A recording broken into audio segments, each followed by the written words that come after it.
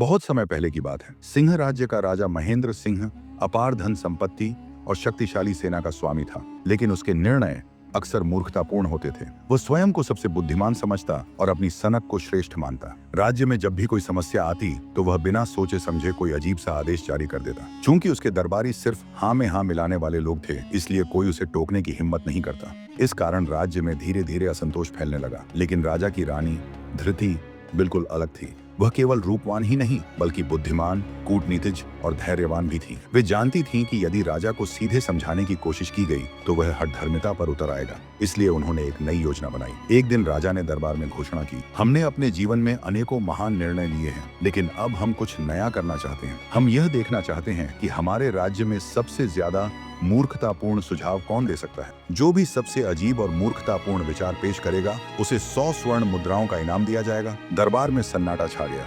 किसी को समझ नहीं आया कि राजा मजाक कर रहा है या सचमुच अपनी सनक को मूर्त रूप देना चाहता है। लेकिन चाटुकार दरबारियों ने तुरंत ताली बजानी शुरू कर दी। पहला दरबारी बोला, महाराज, हमें पूरे राज्य की सड़कों को सोने से बनवा देना चाहिए। इससे पूरा संसार हमारे वैभव से चकित हो जाएगा। राजा ने हंसते हुए उसे इनाम दे दिया। दूसरा दरबारी बोला, हम आदेश दें कि हर नागरिक रोज आपकी महिमा में एक कविता लिखे और जो सबसे अच्छी कविता लिखेगा उसे पुरस्कार दिया जाए। राजा को यह विचार भी बहुत अच्छा लगा और उसने इस दरबारी को भी इनाम दिया। इस तरह मूर्खतापूर्ण सुझावों की झड़ी लग गई। लेकिन रानी धृति चुपचाप बैठी रही। वे इस खेल को समझ चुकी थीं और अब समय था कि वे राजा को उसी की चाल में मात दें। अगले दिन जब दरबार में मूर्खतापूर्ण सुझावों की होड़ मची थी, तभी रानी धृति धीरे धीरे चलते हुए दरबार के मध्य आ गई। सभी दरबारी उत्सुकता से उनकी ओर देखने लगे। राजा ने हंसते हुए कहा, तो रानी भी हमारे इस खेल में भाग लेना चाहती है, बताइए आपका सुझाव क्या है। रानी ने गंभीर स्वर में कहा, महाराज, मैंने बहुत विचार किया और मुझे अब तक का सबसे मूर्खतापूर्ण सुझाव मिल गया है। राजा खुशी से बोले, जल्दी बताओ,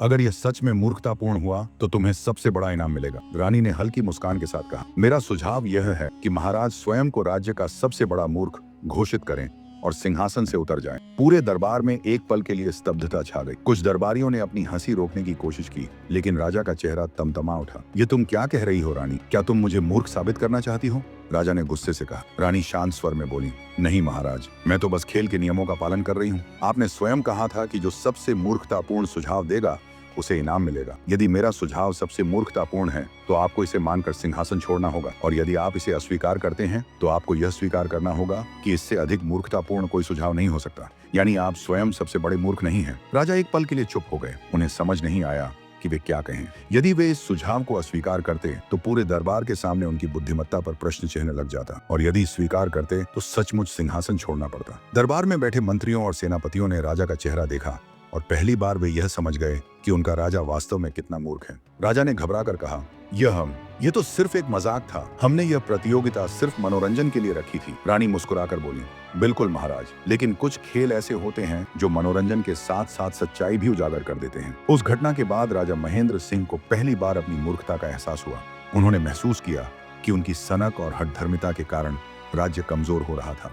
रानी की चतुराई ने बिना किसी युद्ध या विद्रोह के राजा को उसकी मूर्खता का आईना दिखा दिया। धीरे धीरे राजा ने स्वयं को बदलना शुरू किया। उन्होंने अनुभवी मंत्रियों को वापस बुलाया और उनकी सलाह मानने लगे। अब वे हर निर्णय सोच समझ कर लेने लगे। राज्य में खुशहाली लौट आई और जनता फिर से राजा पर विश्वास करने लगी। रानी धृति की चतुराई ने यह साबित कर दिया कि केवल शक्ति से शासन नहीं किया जाता, बल्कि सही समय पर सही बुद्धि का प्रयोग ही असली नेतृत्व की पहचान होती है।